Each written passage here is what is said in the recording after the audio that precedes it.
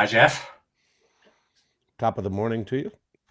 Bottom of Good the afternoon. afternoon. Good afternoon from Sweden. um, Good to see you again. Very good to see you again. I enjoy these conversations. Oh yes, very fruitful.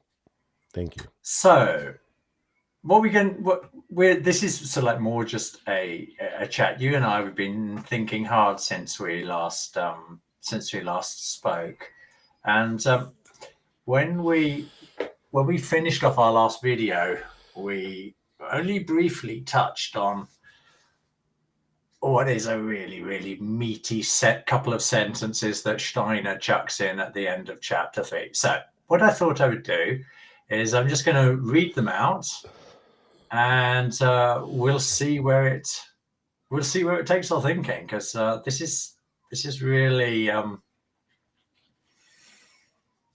profound stuff. It goes really deep. So here goes. So I was wondering if I should give a no. I'll just read it. I'll just read it. As long as philosophy goes on assuming all sorts of basic principles, such as atoms, motion, matter, will, or the unconscious, that's right, I said, yes, your favorite word, didn't I? Or the unconscious, it will hang in the air only if the philosopher recognizes that which is last in time has as his first point of attack, can he reach his goal. This absolute last thing at which world evolution has arrived is, in fact, thinking. So, hovering in the air. So all of these wonderful concepts that we use to describe our modern world, they're all hovering in the air, hanging in the air. Yeah, I feel like we should launch some sort of Monty Python skit. Um, um, you know, Immanuel Kant was a real pissant.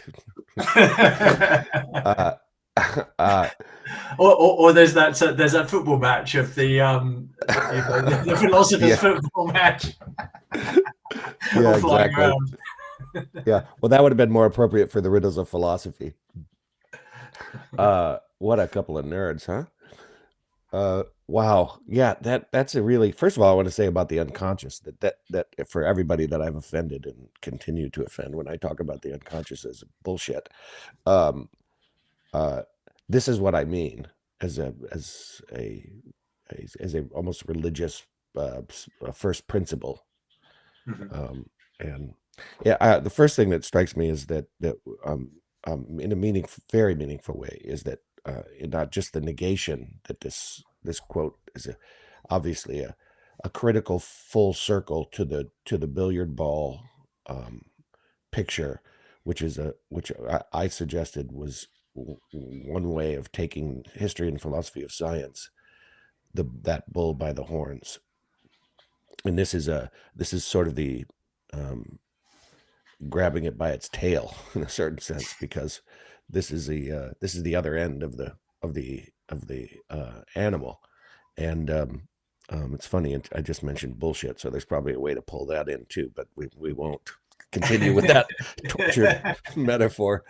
uh, um, uh, so Steiner mentions somewhere else, and I wish I knew so I could quote chapter and verse on it, but um, I'm not entirely clear where it came from. But he in introducing uh, the concept probably of the imaginal, um, Mhm. he refers to Plato and Plato's I would say experience of the archetypal world as the originating factor for that which he expressed in everything that he gave, including, I would suggest, the cave wall um, allegory.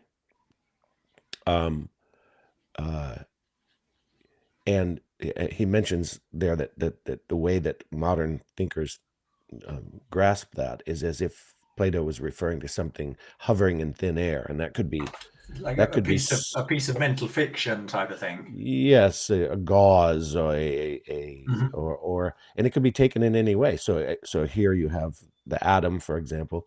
Um, as safe starting principle, and of course that's a naive term now, Adam, but it still applies for low resolution description of a Mhm. belief of an originating factor. You could say gene, you could say um, um, unconscious, all of these things.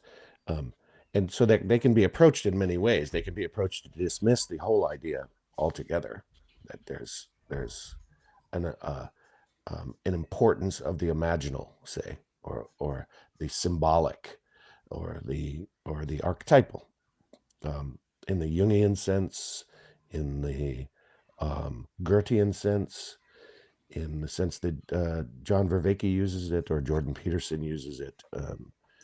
So, Um, so uh, yeah, well, what do you think? Because I mean, we can we can also understand the value of having these concepts of atom and motion and matter or well. Um, what do we think? What do we think? What's his criticism here? Because we're not trying to say that that atoms aren't a useful construct for helping us to understand the world. We're not saying that matter is unreal. That's not what we're saying. Or that's not what we don't think. At least that's what Steiner's saying. It's perhaps more accurate to say him. I think we agree. He's trying to get at something else here. Um, I wonder if it's got something to do. You were talking about Pierce and symbolism and symbology and that type of thing. Do you think this is like part of what he's trying to get at, or? yeah, yeah. I was going to say um, um, this is where his critique, say, for example, of pragmatism, um, um, is goes past the appreciation of the brilliance of, say, John Stuart Mill, in the thought construct that he meticulously worked out. But the idea of first principles, say, um, as if they you, because we can't know the originating place to start, we use a theoretical starting point, Mhm. and it's very that's is intimated in other places as we work together. This is a dangerous thing, because you can easily forget that your first principle is only a pragmatic starting point. And the thing I Yeah. respect about the pragmatists is that they named the thing, the starting point, the sort of as if principle, um, uh, but at the same time it obscures the actual originating realm out of which um, first principles are drawn. So it's a very subtle thing, I think. If you start with a first principle that you had to make up abstractly, because it's as far back as you could get yourself in relationship to the reality that you're then trying to describe, Yeah. then as intimated in our previous conversation, it makes reality itself, it truncates reality unnecessarily at a boundary that Plato was not truncated at. It wasn't Plato wasn't working. I would submit, this is a claim, wasn't working Mhm. out of a abstract hovering world of axiomatic um, useful beliefs in order to usefully apply that in predictable manners and relate. No, no, no, no.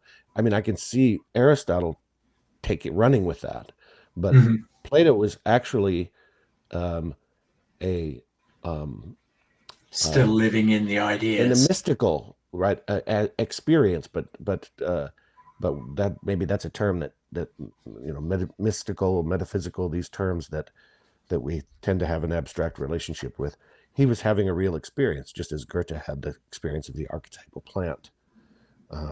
And so I'm suggesting, and have suggested before, that the danger of 20th century psychology is that it believed in the unconscious as actually a realm of originating reality that Mm. we could also never know, but we could use pragmatically in first principles, and using symbology, which is just dressed up metaphors.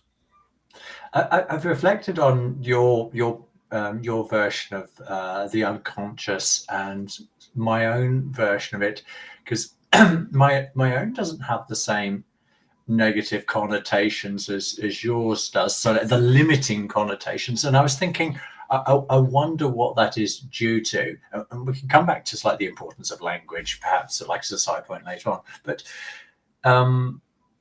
why in my own case is the the unconscious not a limiting factor? Because somehow when I first started encountering it seriously, it was always in the context of this is a region that can be expanded. And I remember drawing on a page when I was doing my notes for Steiner, some of the lectures that I was reading. I drew this sort of like this dark space, because he must have described it like this, but like this hand with an eye, so like going down. And the more willpower that I put into it's like exploring this world, the more the darkness disappears. So it's like, yes, there's undoubtedly parts of my soul of which I'm completely unconscious, but that's not a static state. So I've always it's a little bit like it's for me, I've seen it much more as an ocean to be discovered, whereas you've got it's like a very different for you. If correct me if I'm wrong, or if it's not how you would describe it, but you see it, your a picture for what the unconscious for you is. It's a closed room which you don't have access to, and there's like a Wizard of Oz in there that's sort of like steering you or something like that to get you to do things, but you'll never have the chance of like finding out who that man is behind the curtain. Is that sort of like too facile what I'm describing there, or is that like a little bit somewhat close to? I think it's maybe a little. I mean, it's helpful. Yeah, I think it's maybe not ravenous and ugly and terrible enough with all the monsters and such. God, add some more imagery to that room then. Well, first of all, how do you think Steiner means it here when he says that as long as we start with these chimera Okay. rooms? Okay, yeah. So perhaps we'll turn back to this room metaphor for the unconscious, what it is. I mean, Yeah. the exceptional state. So, if we ask ourselves the question, where does our thinking come from? Not what the content of our thinking is, but where does our thinking come from? We're already at a boundary.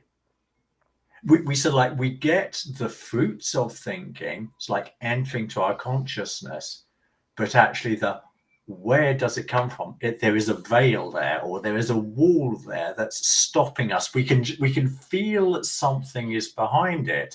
It's like a being. Steiner, I believe, would describe this being as like the lesser guardian of the threshold. We create this blindness to our to the part of us which is the logos, the part of us which is the divine spark, the part of us which is Atman, the part of us which is Krishna consciousness. I mean, it's got so many different names, but that is in our everyday experience. There seems to be, I think all of us can feel how my thinking stops when I say, not what are my thoughts, but where does it come from? It's like there's a blackness there, isn't there? And that for me is an adequate also description of what the unconscious can be. But like Steiner says, that this isn't a permanent roadblock. If we invest, if how can we put this? The more intensively we can live in the exceptional state where we are like observing the activity of thinking, this being that's like behind the veil, it is making its presence known, not in the content. Um, sorry, yeah, it's making its presence known in the content, but we get to know it through its actually activity itself. And that leads us to experience that there is definitely in this, behind this veil, there is definitely some type of being. And that being, with effort, with the investment of willpower, is not forever unknowable. It's the challenge of each individual. You could say it's also the challenge of our times. There are like some interesting people around who are talking about how humanity is at this threshold, at this threshold moment. I'm not talking about right now. I'm talking like this period that we're living in is a threshold period where we have to start to see who we really are. So when we look at what's going on in the world, potential World War III, so like not, unfortunately, not it's like an impossibility. It's like within, it's like a shortest period of time. If the insane people in the world like retain the control that they have at the moment, we are seeing the fruits. It's like in this insanity, we saw it with the insanity, with the whole the V, the I mean, it's written large over humanity the last 3 years. So there's a psychosis going on, and we are getting to see the real destructive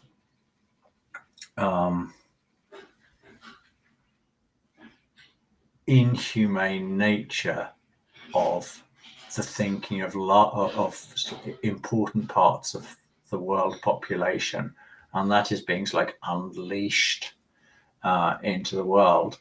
And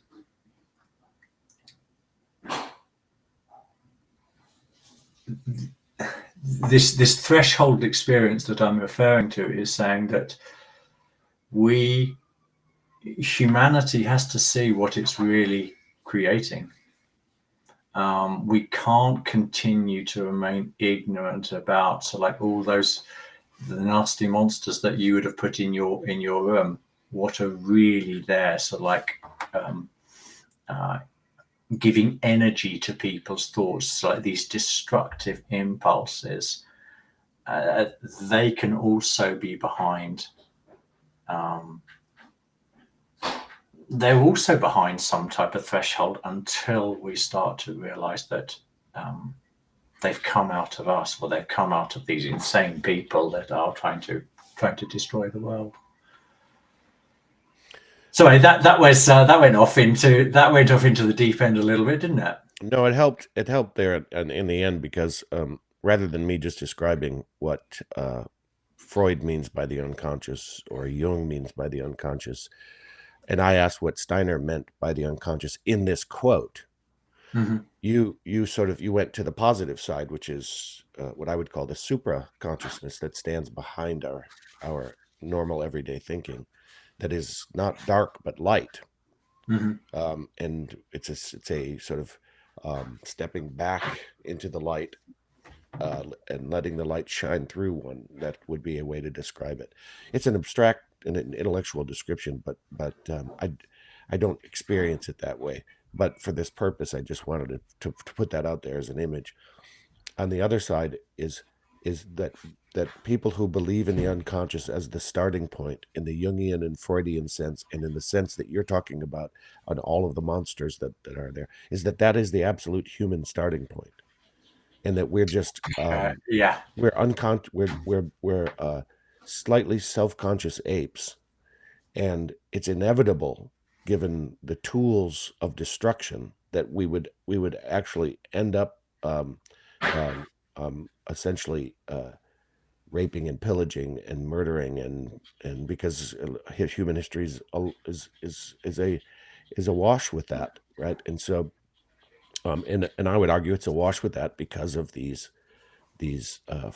phony first principles, in a certain sense, because we don't come to terms with that which we have um, as our heritage. We overlay it with um, with a belief system out of which things like nuclear technology arise, and meaning not just the technology, but nuclear weaponry, and um, um, uh, pharmaceutical psychotropics to calm the nerves and alter the state of consciousness, right? Whereas, so that's the unconscious that I'm talking about, that is problematic at best, because there is no. I love the image that you have there, which is there's a darkness. It's dark to me, and Hmm. I'm sort of pushing back the the the the way in which, uh, let's say, I'm making more room that is light inside the room of darkness, say something like that. That it's like a substance that one shines light into, but also with one's will, Hmm. which is all very individualistically interesting, um, and and and and um, and um, one so the point is that it doesn't really matter what your starting point is, as long as, if it's not real, if it doesn't have, if it's not a real ontological realm virtuating reality, then it is at best a useful starting point as a first principle. And Plato wasn't working out of first principles; he was working out of the archetypal realm as the imaginal realm. And I would suggest also that the realm out of the in which that uh, lesser guardian, say the first guardian one meets, some would say it's the higher self, Hmm. um, is is um, is a realm of imagination. It's the realm of the archetypes, where every image is a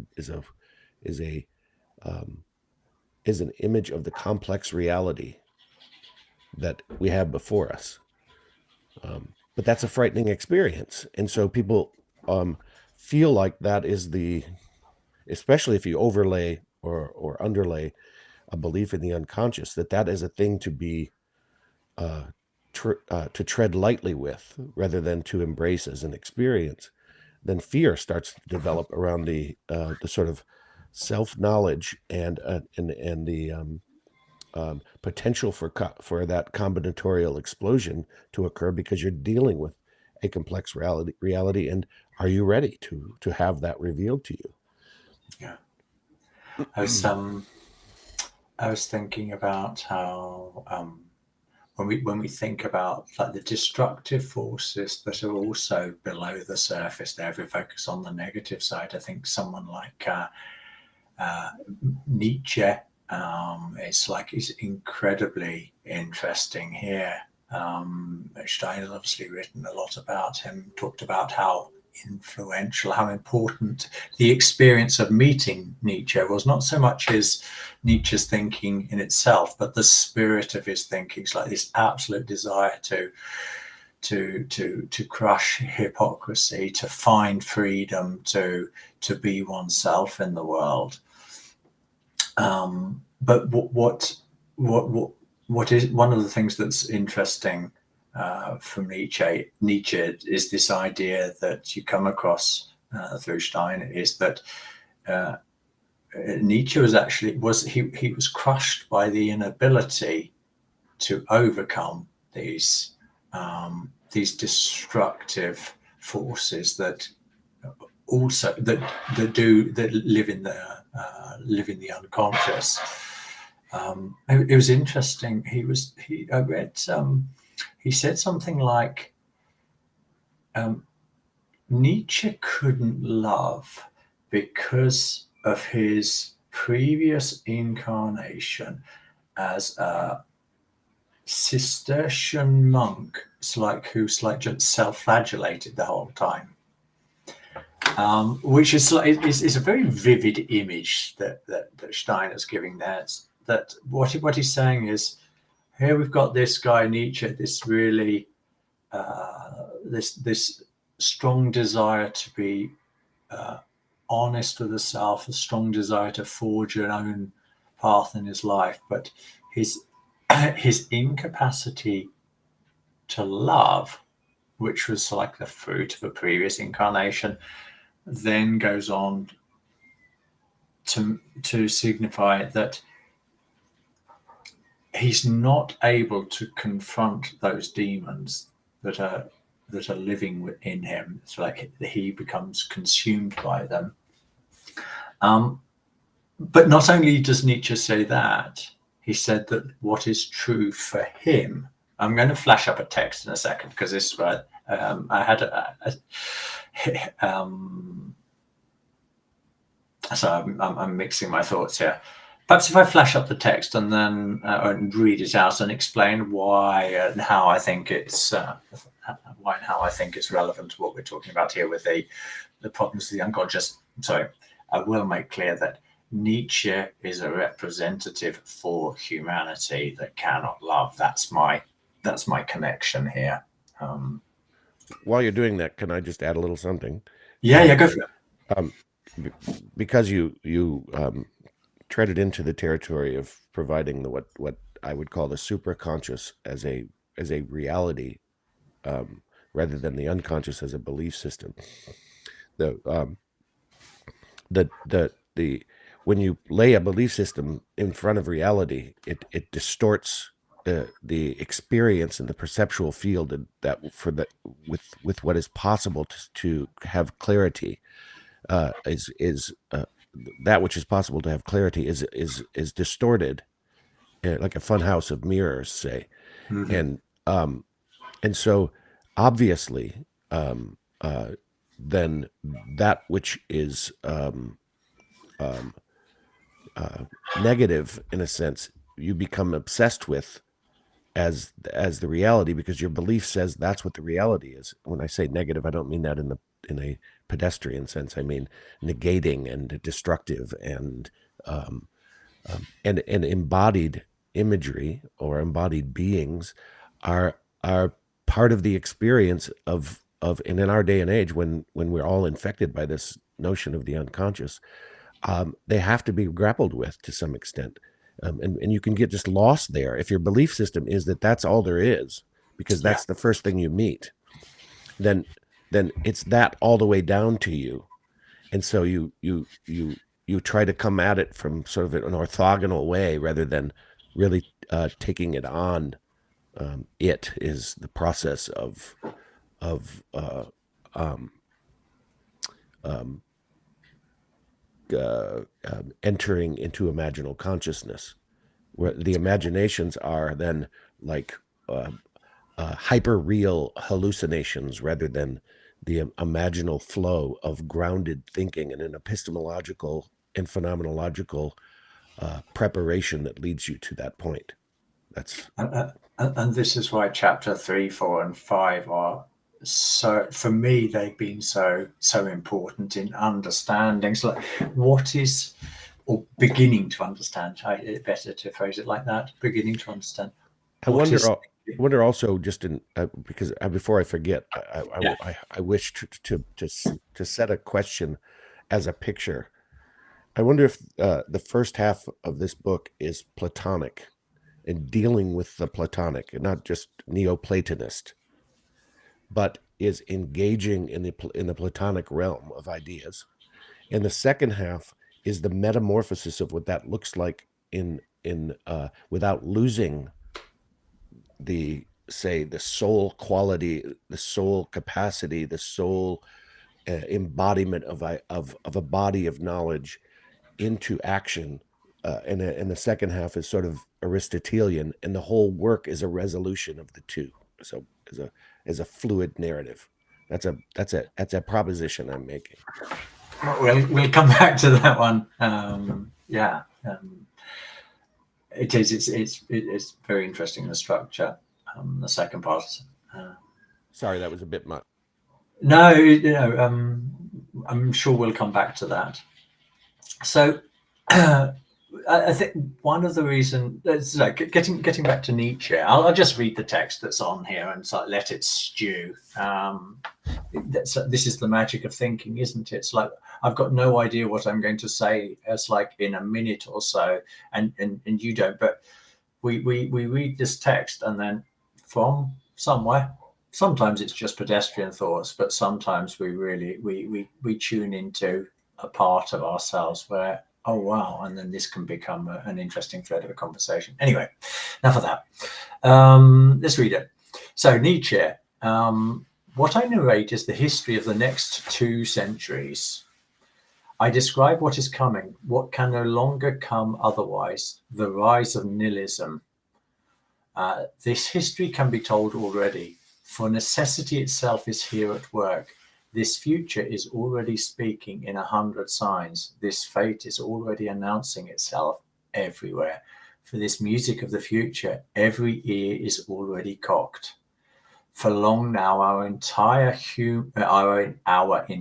European culture has been moving with a tormenting tension that grows greater from decade to decade, as if towards a catastrophe, restless, violent, precipitate, like a river that wants to reach its end and refuses to reflect, yea, that even dreads reflection.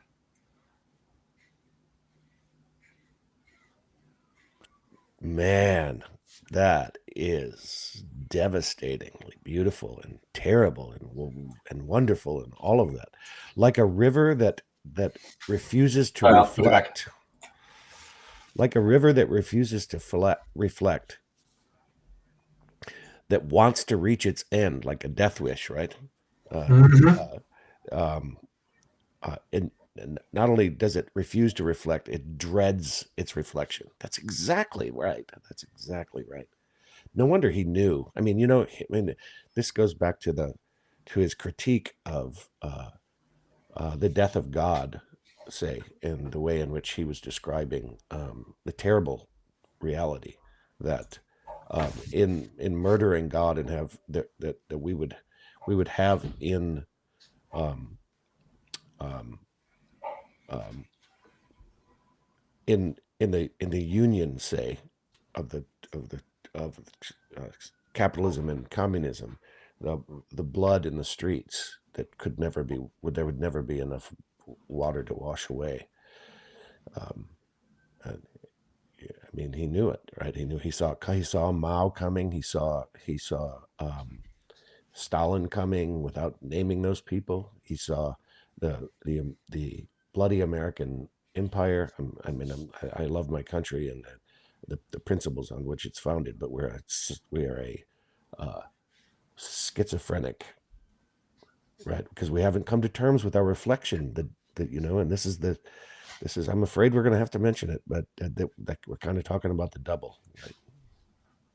Yeah. Yeah.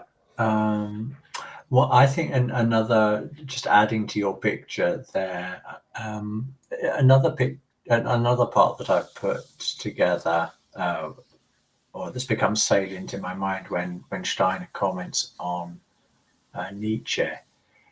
he's he's very aggressive in pointing out the hypocrisy, the weakness-inducing nature of Christianity in his criticism, and Steiner talks about the tragedy that it's Christianity understood in its healthy sense is able to overcome this nihilistic tendencies in this society, the weakness that's like stops us from looking at our own reflection, being honest with ourselves about who we really are, and then trying to better ourselves.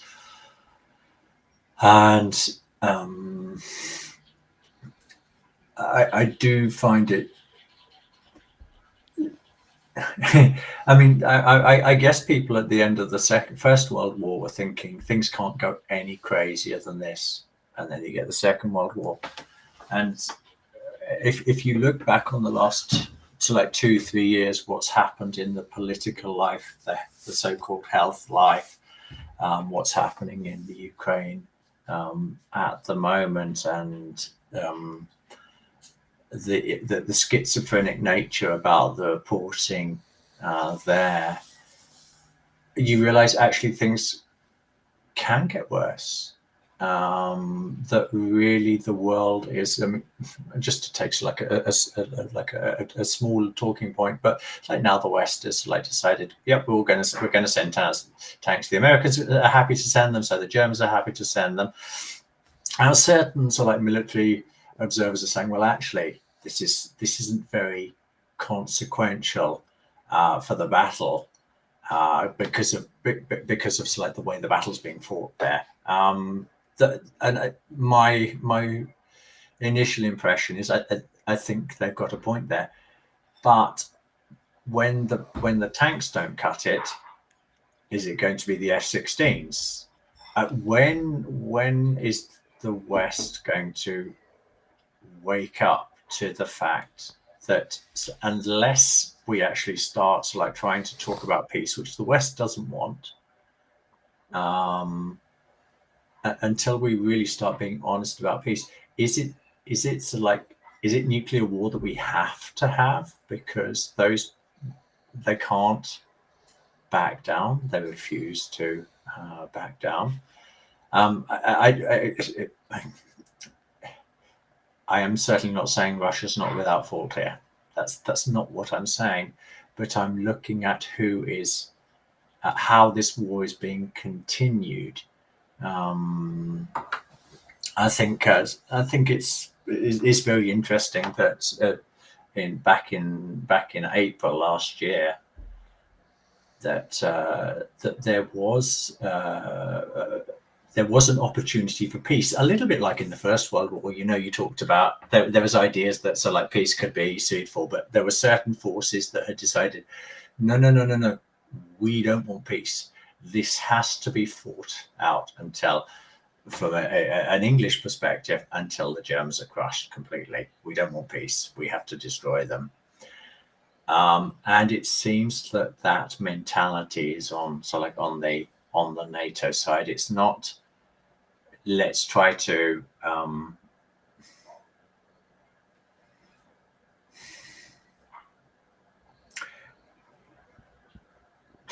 agree that Russia also has something to say on its red lines. It's not just NATO and the West that decides where red lines are or not. We're dealing with a nuclear power here that's talking, from its perspective, rightly or wrongly, but from its perspective, this is an existential threat. And rather than recognizing that's like, okay, a nuclear power is saying this is a red line for us, the West is like saying, okay, you want to fight? Okay, we'll keep on fighting. And the insanity is that I don't see any serious attempts to try and find some resolution to this, where it's like where both sides can walk away without being crushed. It's like the West thinks Putin has to be crushed so that it doesn't lose face. But if that really is what the people who are in charge are thinking, and you're saying that to a nation armed to the teeth with nuclear weapons, I mean, where can it go? it's a terrible situation the world has gotten itself into. Um, and was this the reason I'm talking about this is we thought things couldn't get worse at the end of the First World War. They did. We got the Second World War. At the end of the Second World War, we thought things finally we've sort of like we've got rid of the devils, but we haven't. They're still there. They're still like in there polluting our thinking, spreading hatred amongst mankind, jealousy amongst amongst brothers, wanting to destroy things. Yeah, I didn't expect to say that. Well, I think you've been meaning to get that off your chest for some time, and I think it's really important to bring it to light. I'm not a geopolitical scholar of the moment, um, so I can't really comment specifically on the dynamics there. Although plenty of people who are far more ignorant than I am are willing to comment and with great Yeah, prolificness, um, and the inevitability of this world situation, um, uh, in as the human condition, um, when the river runs unreflected and refuses to be and dreads its reflection. It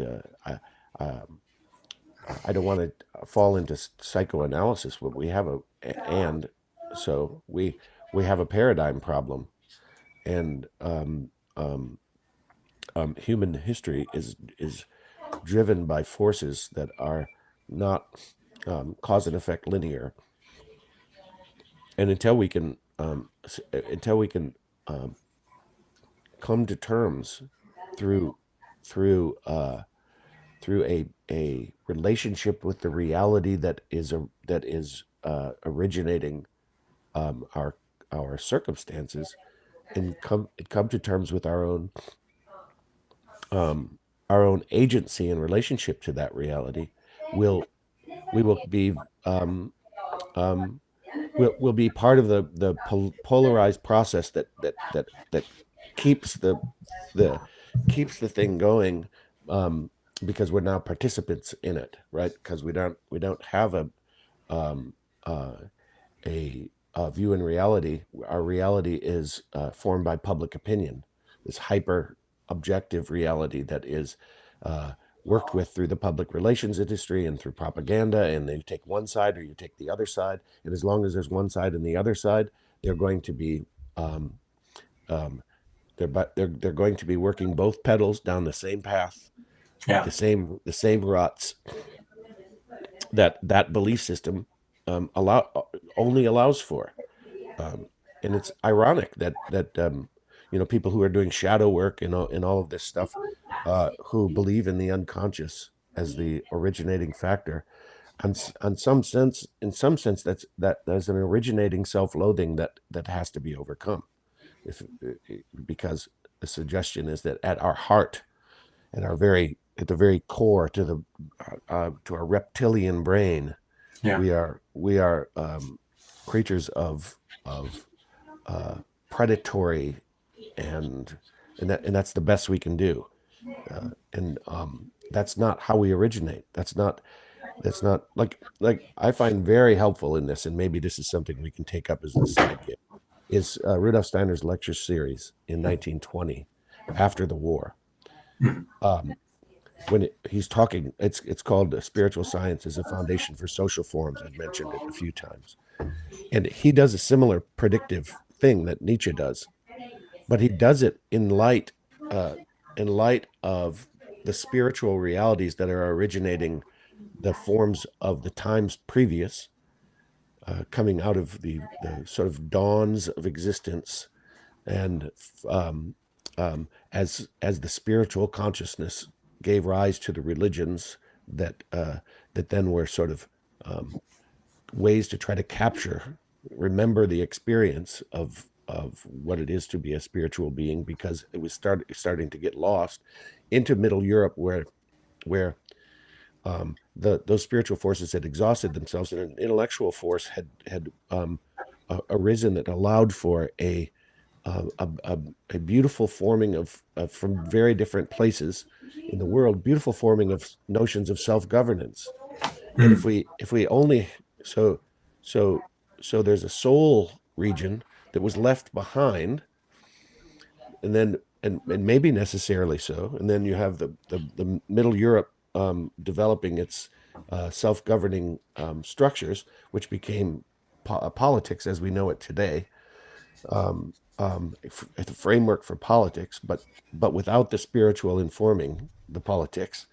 And this is where Nietzsche's saying, God is dead, we murdered him, and this is what we're going to have. And that now we're moving beyond this into the economic sphere.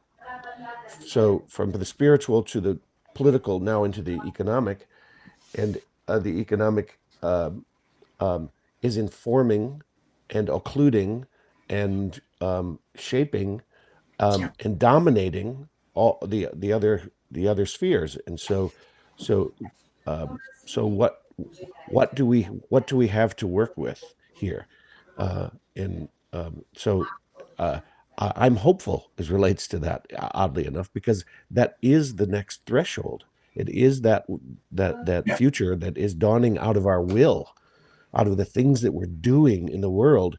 At some point, we're going to have to stop and look at each other and say, "Oh my gosh, I recognize something in you that is in the other, that is of a um, of a of a spiritual origin."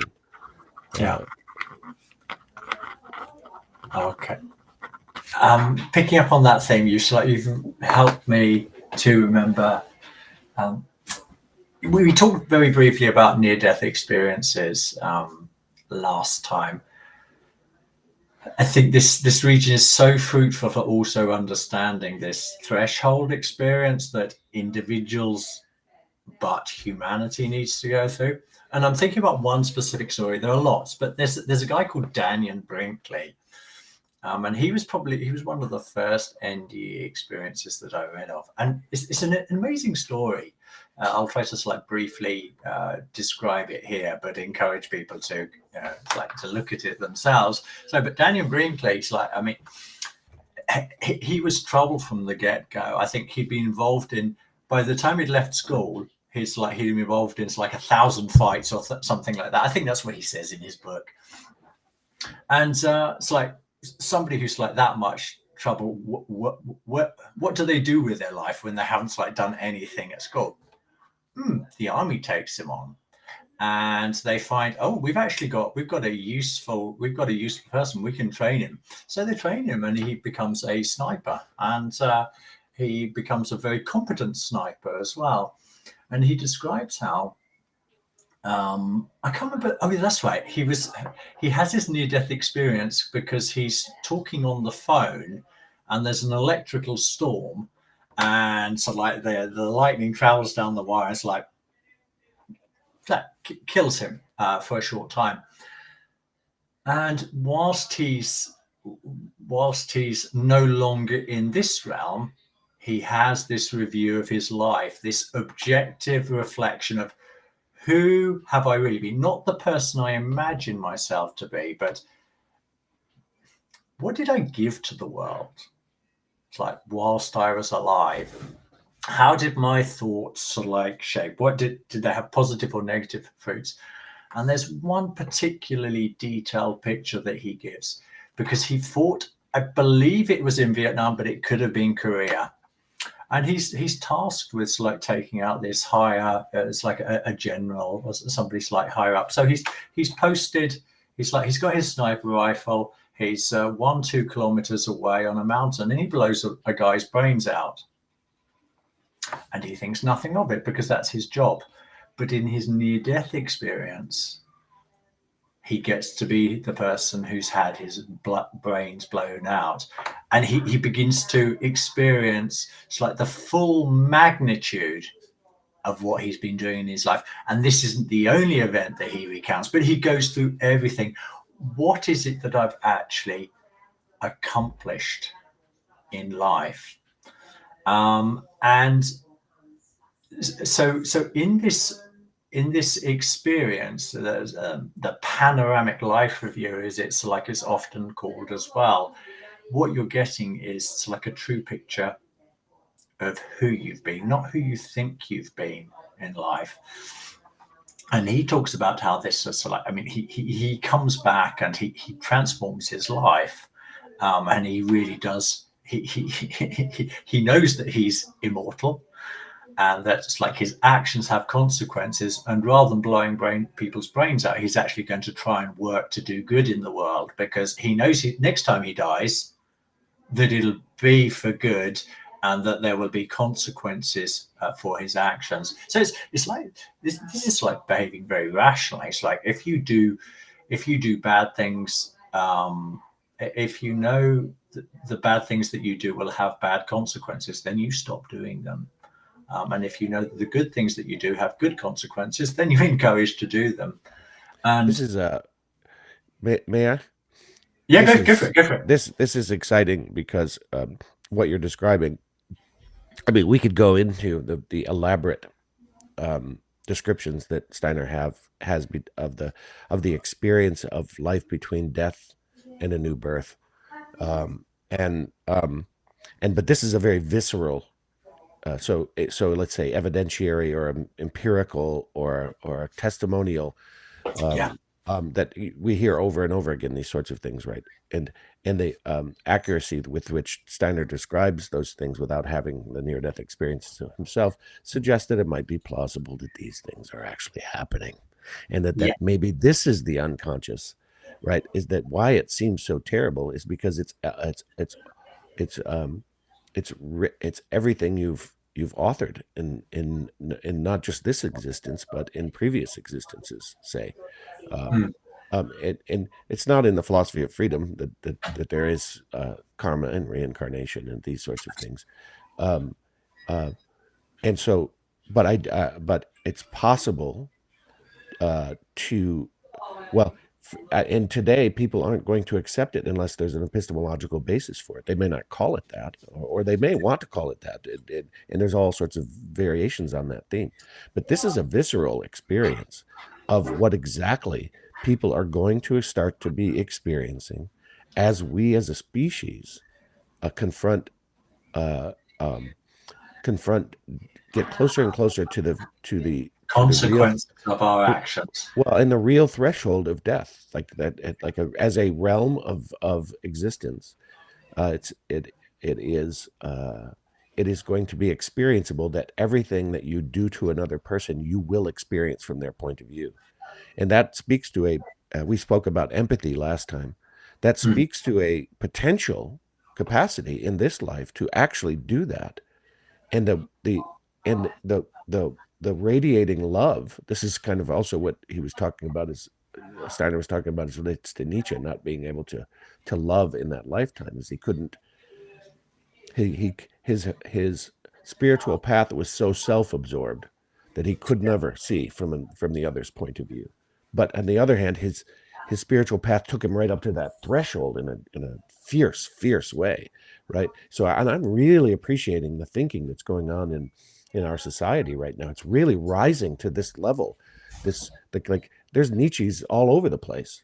And I'm what I really appreciate about, I see their limits because of their axiomatic belief systems and their first principles that they're deriving for the yeah, purpose of pragmatics.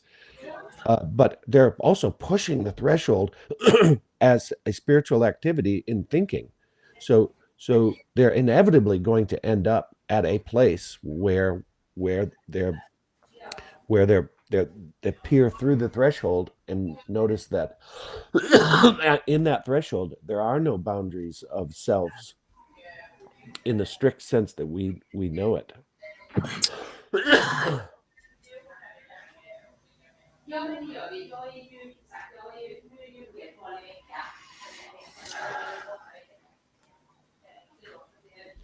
Sorry, I got a little no, no. I'm gargled just there.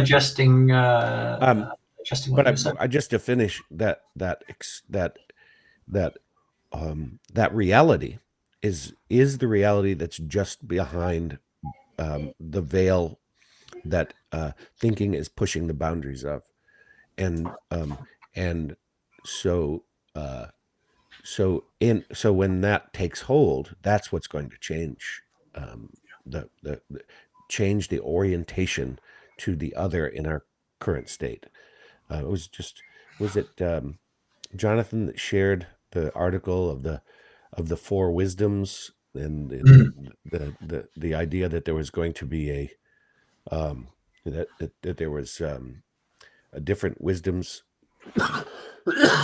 in each era, and that we're on the border of an era of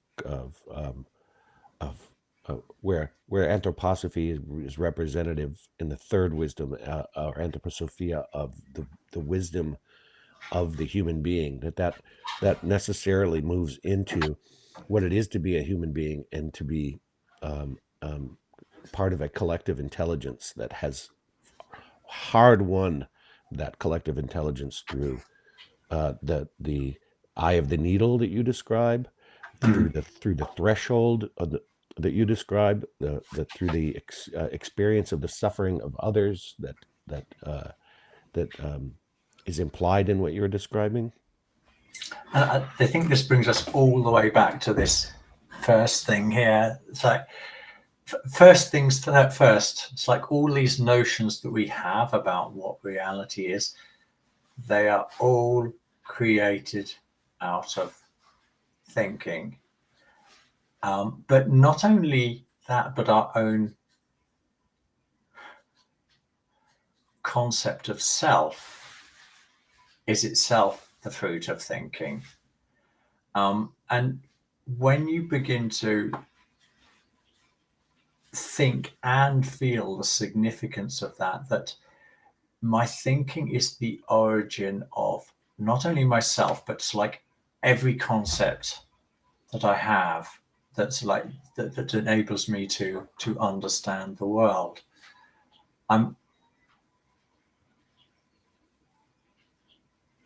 If I don't know what that activity is, I just let it run its course rather than investigating it, I can never really get to who or what I truly am. And furthermore, so when the atoms and motion and matter and these basic principles,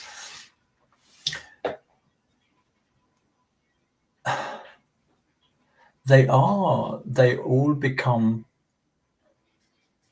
you do begin to see them as all floating on this substance of thinking, which is like, according to, it's like the modern, it's like a natural scientific view of what a human being is. It's just chemical and electrical activity. It's a nothing. It's an epiphenomena. It's emergent behavior.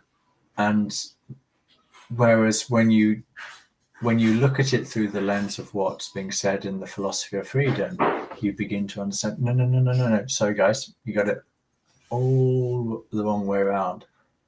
Thinking is the basis. It is the foundation of what you are. If you did not think, or if something did not think for you, you wouldn't even know you existed, let alone have all the thoughts and ideas that you have about how this world is constructed. And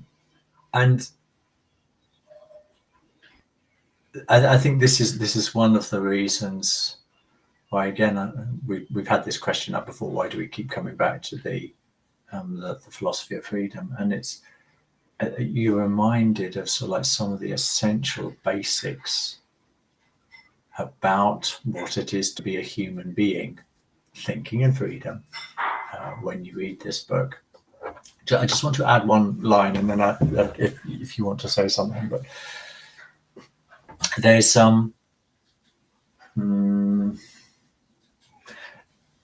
there's an Indian poet, Rabindranath Tagore, and he's got this line that becomes truer and truer as you delve into this type of content that we talked about in chapter 3, and continues to be developed in the following chapters.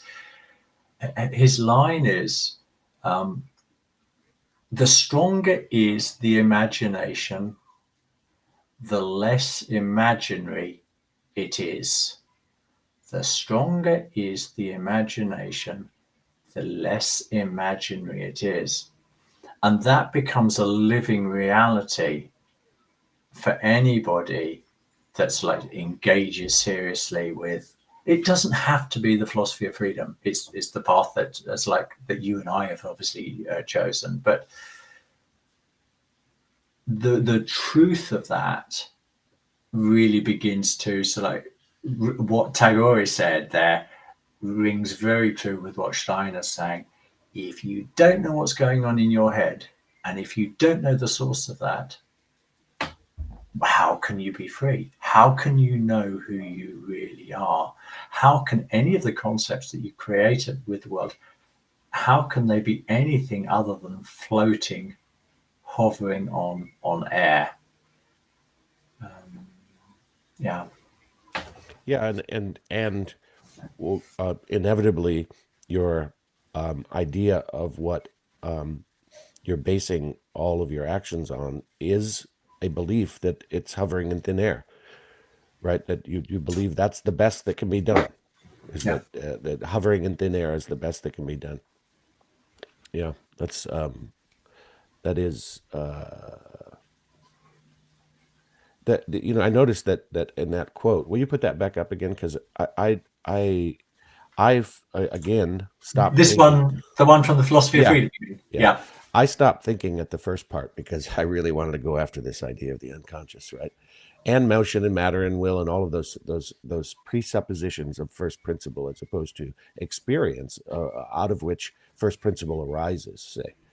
And um, there's some um, there's some great thinkers out there right now who are working with um, uh, uh, thinking itself, but but I would suggest that most of them have their presumption is that thinking um, um, is grounded in the brain. Hmm.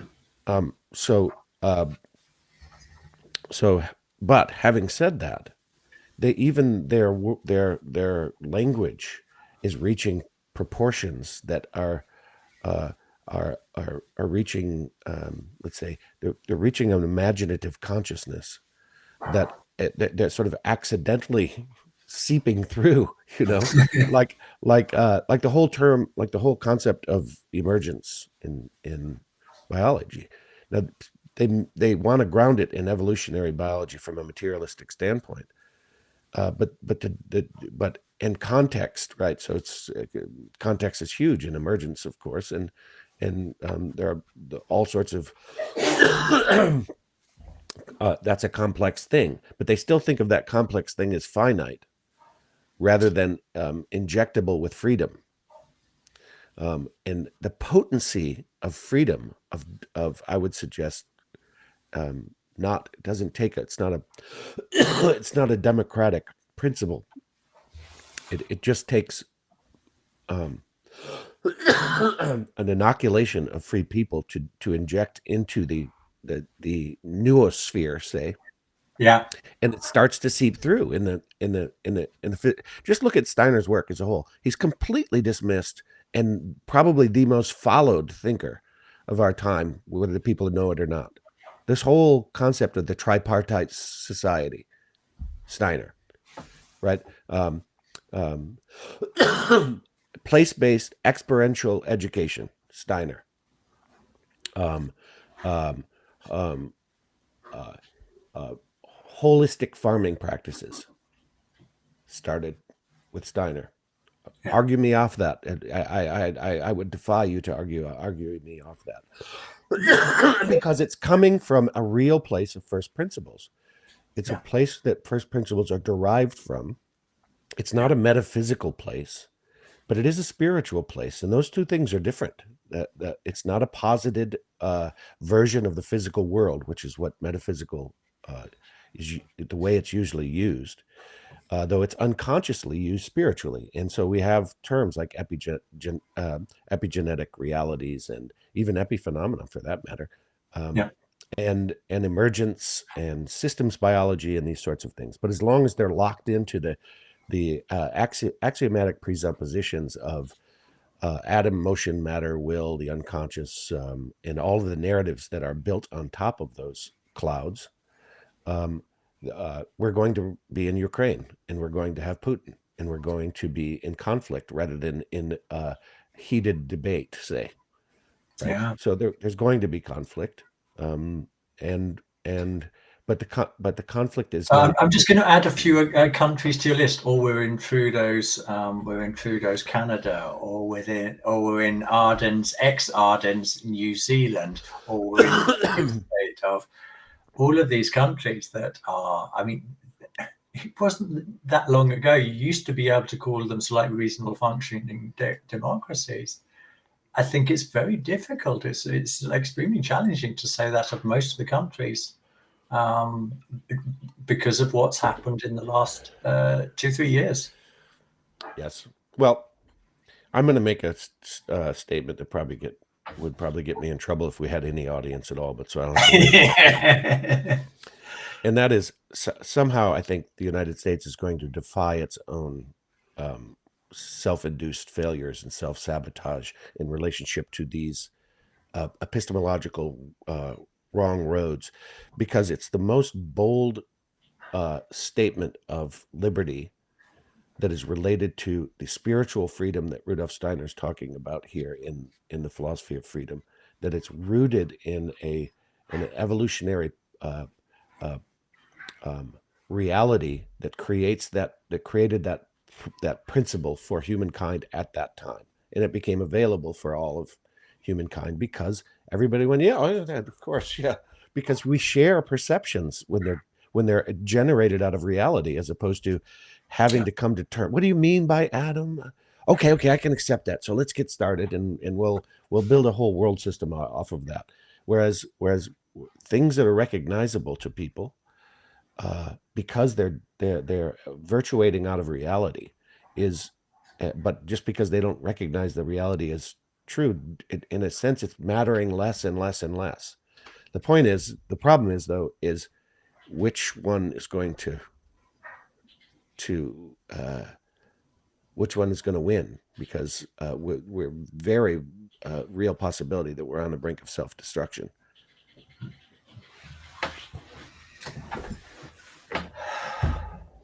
Yeah, I see that very clearly. I do see hopeful signs that there are some healthy forces out there that are pushing back this schizophrenic, psychotic behavior. But yeah, we've been. I'm emphasizing the last like 2-3 years, but I mean this has been in evidence for a lot longer than that. It just seems to have reached a new intensity over the last couple of years. Yeah, it's will Maybe that. humanity have a threshold experience? Steiner's, or yeah, there are indications out there that this could be on the cards. Well, I mean, I think with all humility, I think our little part is being done, and I'm not saying that's enough. I'm just saying that there's a little part, and we're doing a little part of it here. Um, um, and I'm very serious about this, and maybe this could be explored at another point. But the importance of perception that's going to be part of our little spiritual journey in framed within the philosophy of freedom, um, uh, is going to be potentially uniquely powerful if we can manage to convey how perception changes everything when it's inoculated with thinking, when it's not a when it's made cognitive, say, it seems Directly experienceable. Yeah. by everyone. Yeah, Yeah. yeah. Yeah. Um, And then it moves from being a belief system to a direct experience. And this is for me the yeah, essential yeah. part of the I exceptional was step. I was thinking about that yesterday, um, and um, uh, what what is called for now is no belief systems, no theories, no models. It just won't do anymore. Hmm. It's only thinking that will do, and it sounds dry. Um, uh, if you don't know that thinking opens up the door to the absolute empathic experience of the other, and the empathic experience of the other is the uh, is the cure for the divide within our own breast, right? Yeah. Yeah. Love the world.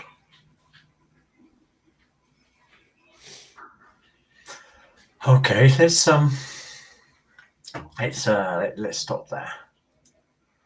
Yes, yeah, it's a good place to stop.